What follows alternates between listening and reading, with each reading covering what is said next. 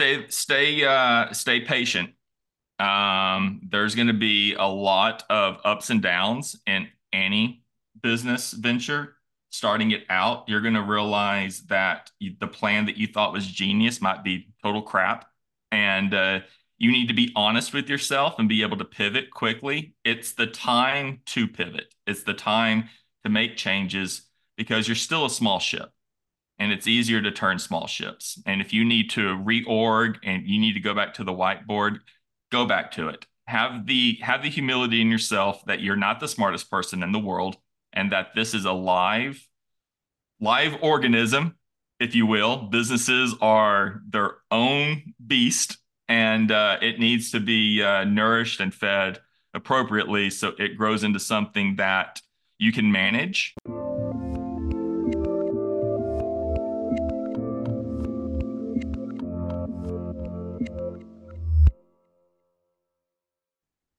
Hey everyone, this is Devin Miller here with another episode of The Inventive Journey. I'm your host, Devin Miller, the serial entrepreneur that's grown several startups into 7 and 8 figure businesses, as well as a founder and CEO of Miller IP Law, where he helps startups and small businesses with their patents and trademarks. You ever need help with yours? Just go to strategymeeting.com, grab some time with us to chat, and we're always here to help. Now, today we've got another great guest on the podcast, William Reagan. And William started out his journey graduating from high school in a small Texas town. Grades weren't the best and ended up deciding to go the route of going straight into the military and served there in the military for a couple of years in Mhm. Iraq.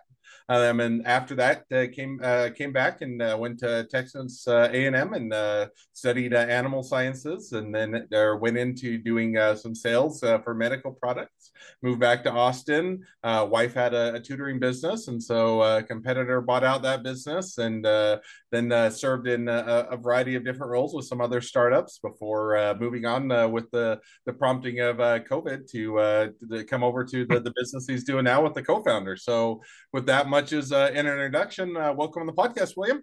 Hey, thanks, Devin. I appreciate that introduction.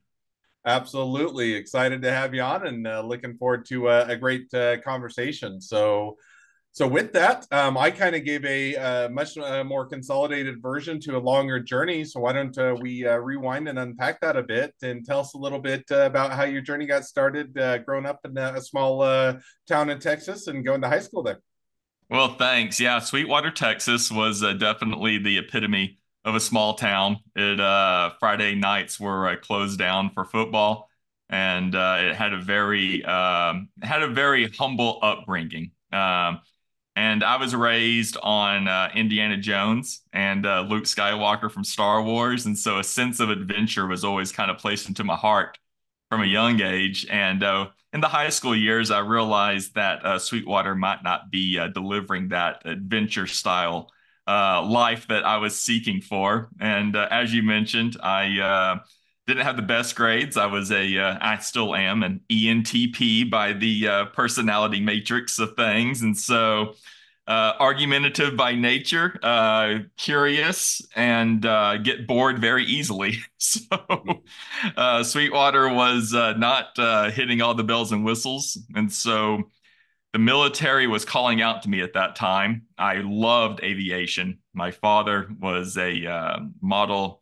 airplane enthusiast, and I was just always around, flying around with him, and it was a great time. And so the Air Force really piqued my interest. The recruiter got me in on August 20th of 2001. And if anyone is here knows their history about that time, 3 weeks later, 9/11 happens. So I didn't realize the adventure that I had fully signed up for by any stretch of my imagination. And so that was going down at that time. I had a 6 year contract ahead of me, and a young 19-year-old William at the time certainly didn't know what he got himself into. So got stationed up there in New Jersey in the mobility squadron doing logistics for the Air Force, supporting the Army and Marines mostly at this time. I did 3 tours in Iraq with them. Was part of the initial push into Western Iraq. We were in Tabuk, Saudi Arabia at the time. It was March of 2003. And Operation Shock and All was happening. And so I was part of the first responders into a location called H1 Iraq. and it was in the middle of the desert. I mean, we were digging holes in the ground, calling them bathrooms, and weren't showering for sometimes a week and a half because the water that we did have, we needed to drink. So the adventure was found. It turns out that I got enough adventure from it and decided to exit out of the military when my enlistment was up. I was Texas born and raised. I have Texas in my heart a little bit. I label myself as a Texan, like a lot of us do. So I was proud of that. Moved back to Texas. Was chasing a girl. Ended up at A&M. I had no desire to be an Aggie or go to A&M. A girl was there that I liked. That relationship did not work out. And so I ended up staying at A&M after that short 4 month fling with her. And so graduated from there. Had aspirations to be a veterinarian at one time. I was kind of out of the military, and I was suffering a little bit with post-traumatic stress disorder, as a lot of us were, and a little directionless. And I remember like, I don't really want to be around people. I want to work with animals. And so I had the idea, I was like, okay, well, major something. So animal science. And so went down that route, got out, and I was like, well, I don't want to do this any longer. And Mm. about this time, I have a slight faith conversion to Christ. In this time, it's a big paradigm shift for me. I want to reorient my life, and I do. I pick myself up from my laces, and through the help of God Almighty gets me on the right track. I get a good job in Houston doing medical device sales, So now, and just out of curiosity, how does animal mm, science go into medical, or is there a correlation between animal sciences and medical device sales, or kind of what led to going down that route, or for the employment aspect? good question. So total network. I ended up going to church for the first time in since I left home in Sweetwater, and there was a guy there that was doing medical device sales at this church, and we were just talking one day, and it was just a momentary 5 minute interval of time that ended up spurring off and starting a medical device career. The correlation between the two, I was in orthopedics. And so animals have bones and so do humans. So if there's any correlation at all, it's just that we both have bones. That degree didn't prepare me at all to be a medical device sales rep. And all that was learned on the job. I didn't know what I was getting myself into. I had witnessed over my 5 years of doing that job probably over 3,000 knee replacements, Mm. 1,500 hip replacements, and I don't know, 300 to 400 shoulder replacements. I was always in the OR room consulting with the orthopedic surgeon. But the story is that I was working my tail off. I Mm. was absolutely working my tail off. And I envisioned a future there. And I saw other people that were just killing it, making fortunes. Were in it for like 20 years. You see these old veterans in it, and I did it. I really didn't identify with it. Um, I was making a lot, it, and materialistically didn't really want for anything, but something was calling me out of it, and that was entrepreneurialism. I wanted to start my own business. I wanted to be my own boss. I wanted to craft my own narrative. I didn't really like being told what to do either. Maybe that was like stemming from the military still. Like maybe there was a rebellion there, Devin. Mm. But I knew that I wanted something different and I didn't want Houston any longer. And so we identified Austin. And at this time, I'm dating my soon to be wife, and she's a school teacher.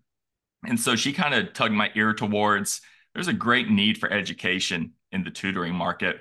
And I was like, well, that sounds like a pretty easy contracting model business that I can start at a relatively low threshold of income coming into it. So I ran the business from home.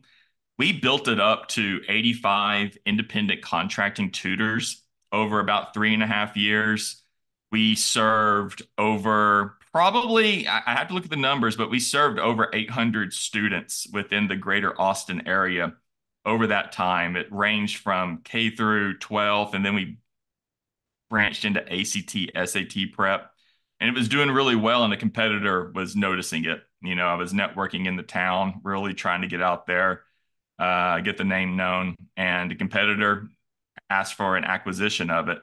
And I thought to myself, I was like, the business is doing well, and I can see it growing probably, 5x from where we're at right now over the next 3 years. I had no doubt of that in my mind, but something was calling me to sell it. So we sold it, and it turns out that that was a phenomenally blessed decision because only a few years later, COVID happened. Hmm. Schools shut down worldwide, especially statewide here in Texas. Education was the last thing on people's mind. It was like, how do we get toilet paper for this week? Like, we're not too worried about the math test coming up any longer. And then the majority of this was taking place in the client's home. Like we would send the tutors to the client's home. You don't want people in your home at this time, even masked up. You didn't go anywhere. And so that was a blessing in disguise. I have no idea how my competitor fared with buying the company. I just knew it wasn't my problem any longer. Now, So, you just know, kind of curious to follow up on that. So you say, okay, hey, felt guided or prompted or motivated to sell the business. Sounds like you hit the timing right and it worked out. But with that in mind, did you have an idea as to here's what I want to do next, or here's where I'm going to be going, or was it kind of just we'll figure it out after we sell the business, or kind of how did you figure out the direction you were going to go from there? that's a really good question. And, a lot of it has to do with faith, I think, because I didn't really have a grand plan of what I wanted to do entrepreneurial wise after that. I knew that entrepreneurialism is something that is just in me. Like I don't know how else to explain it. Like I just want to be an entrepreneur. Like it's just baked in me. But I didn't have a grand plan yet. And I Hmm. knew that when we exited out, we were kind of putting ourselves in a financial position where we didn't necessarily have to solve that equation immediately either. And so, without having the necessity of it, I didn't feel an overarching anxiety to have to figure it out Hmm. because my personality is a bit of a trigger puller. Like I have other people on the team and more level-headed minds to make sure that I'm just not going out there like the Wild West sometimes. I'm a Hmm. visionary. I see things at scale. I'm a big picture thinker. And sometimes it's nice to have people to reel you back and be like, you know what, take your time on this one. Sleep on it. Let's look at the financials again and stuff. So it's really important to have people mentors in your court where they have a different perspective, they have a different personality than you. It's an iron sharpening iron time, I believe, when you actually can sit down with trusted advisors and individuals and they can guide you in a better direction. And I was being guided to be like, you know what? Take a break right now. And I did. I played PlayStation, I won't lie, for about 6 months. It was great. It was a downtime, we the fruits of the labor, if you will. But about this time, a colleague of mine from the past asked if I wanted to be their director of business development for a startup that they were experimenting with. And I did 2.5 years of that. Great experience just organizing a department structure of business development, seeing how another CEO handles growing their business. He was a mentor of mine, and just that reverberating just good techniques, new techniques of what it is that I could bring onto my skill set. Hmm. And the call to entrepreneurialism hit though again, Devin. It just did. It's like, you know what? I could stay here with you. I could stay here. We could rock it out with business development, but a calling. And I can't explain the calling. I can't. I don't know if it's my own voice, God's voice. I don't know what it is, but it's like start a business, William. And so And this Now, time, so when you heard, it's when you got that please. kind of call, that's what I was going to say. How did you figure out? So you said, okay, we could keep rocking this. It was a good opportunity. It was going well. Said, okay, or feel like it's time to make a change again. How did you figure out what you were going to do from there? So at this point, I kind of told you that there was a bit of a conversion, a paradigm shift in my thinking towards more of a faith-based mindset earlier in my life. We're talking probably it's been 9, 10 years since that conversion. And I knew that my next venture needed to be a true stepping out of the boat, as Peter did, in faith. And I wanted to make the next business a testimony of the conviction of that faith. And so that was the birth of Kingdom Marketing. Kingdom Marketing, which we're doing now, me and another co-founder, we sat down and were convicting each other as just kind of brothers in Christ, if you will, and Hmm. Bible studying, just hanging out, becoming friends. And we kind of realized that after reading Matthew 25 one night, the parable of the talents, he and I soberly kind of looked at each other and asked ourselves, what is it that we're good at? What are our opportunities? And how do we build the kingdom of God through our venture?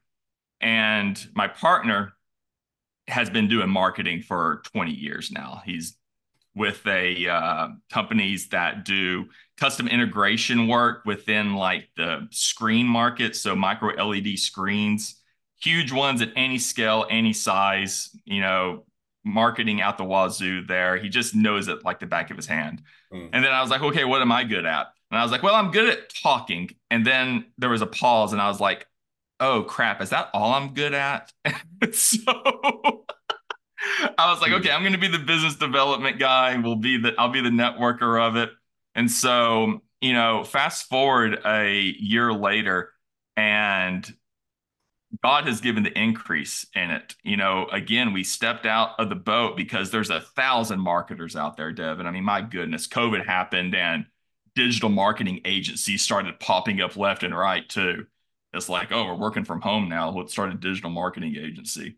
And so what, differentiates this pursuit to want to do this? Well, it's niching down. I believe that riches are in the niches, Hmm. like fully. Like if you can niche down, do that from the immediate get go of launching your business, niche down hard. And then once you find that niche down harder into that. Hmm. And so that's what the niche was. So the niche was Christian oriented business owners. And Hmm. then you tell them why you exist. Well, the reason we exist is to build up the kingdom of God through revenue. Like we want to give 10% of our net revenue. 10%, like it adds up. It adds up. But then you see the net positive good of how that scales, giving back to organizations like the one we partner with, Sacred Selections, which helps fatherless children be adopted into good Christian homes. Like, are you kidding me? Like, that's a good work.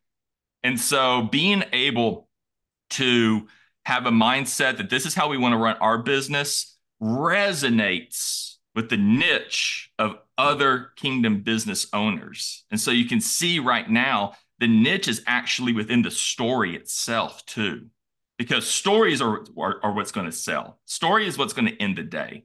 If you come with your company and you have a story driven behind you to a particular niche, it's going to resonate. And even though there's 1,000 marketers out there, this dude wants to do it with you because he believes the exact same mindset as you. And so then you can niche down even farther than that. Let's like focus into like Christian counselors for like the next 3 months. Like, let's just target them, focus on them, create a landing page. And then it's like now we're niched down into a niche. And so that's where we're at right now. It's growing. It's awesome. It's awesome to think that this mentality can spread and propagate in the time that we live in. Hmm. Now, just or kind of one question on the niche, and I think that there's a lot of the old cliche term niches or the riches are in the niches kind of a thing. Mm-hmm. When you guys started or when you started out of saying we're going to go into marketing, go into this direction, did you have the the Christian aspect of giving, and that was that kind of from the onset, or was that kind of an evolution as you guys continue to build out the business plan or build out the business, or kind of or hone down in, kind of walk us through that a bit?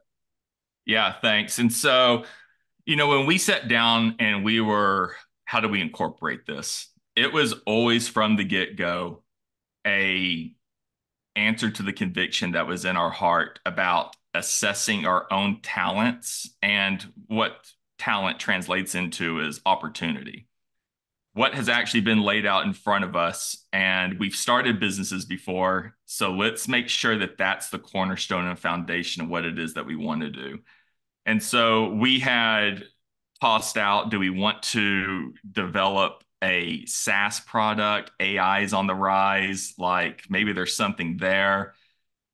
And then we were like, no, what are our actual talents? And since Skylar's was so heavily focused on marketing, we thought it would be ill-advised to do something that we weren't already talented in. And so that's kind of how we identified where we're going to go to in digital marketing.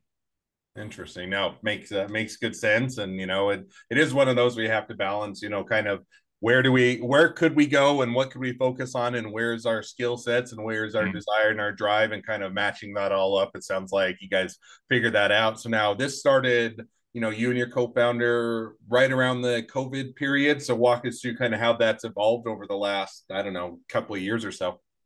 Yeah, absolutely. So it starts out, honestly, with this guy as friendship, which is ill advised, I hear sometimes, like you don't do business with your friends.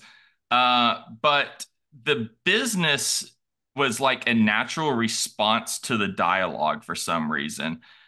And perhaps, like I kind of said before, he's not only a friend, but he's also a brother. And in a mindset towards Christ. And so there was just a different dynamic and relationship there of trust that already existed. And so we kind of got past the whole point of that friendship part where it's like, oh, you like the same movies that I do. Oh yeah, like we go to the same coffee spot and stuff.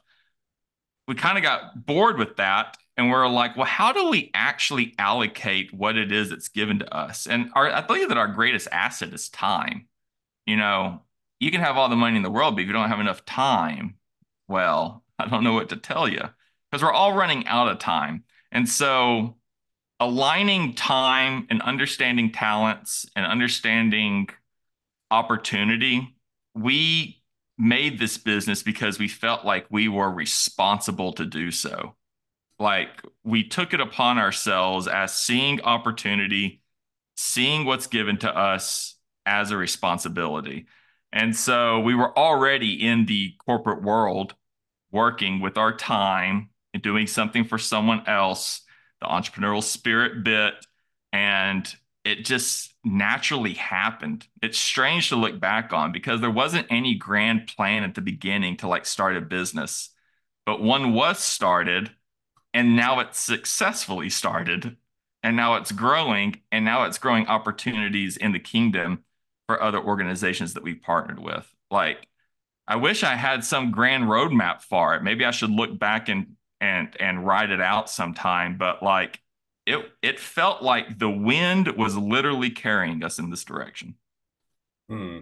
No, it sounds like it was a good experience, and it is interesting. I think it's a balance. Friends can be good and bad in business, in the sense that it's people, you have a good relationship, you're able to work with them, and yet it does introduce a new dynamic. Taking a Right. friendship, or even working a lot of times with like a spouse or that. If you can be or good as far as a spouse and that relationship, but when you have the business or for the pressures of business, making decisions, finances, all on top of that, it can work out great, and you can and or it can work out poorly. So glad it sounds like it worked out well for you on that end. So well, now as we've kind of reached the present day of the journey, always a great time to transition to the two questions I always like to ask at the end of each episode. So we're going to jump Mm. to those now. So the first question I always like to ask is, along your journey, what was the worst business decision you ever made, and what'd you learn from it? That's a great question. And there's a lot of insight with that tutoring business. And so it's my first foretaste into entrepreneurialism. It is. And I know that I need to do some type of lead generation for this business to be successful. And so a marketing effort. And I remember trying to get on and understand Google Analytics for the first time and Facebook ads, Facebook in its very convoluted process of ads.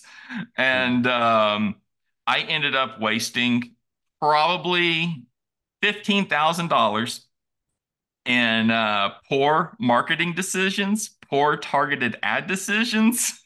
Mhm. And it took me about half a year to realize that I needed a marketing mind behind what it was that I was doing. And I ended up, I can't remember exactly who they were. They were out of Florida at the time. They specialized a little bit in education, so they were niching down into education. And that was the greatest business decision I also ever made was hiring that company to do all of that for me. And so my advice is if you're wearing a hat that you're not supposed to be wearing, figure out how to delegate that ASAP. Hmm.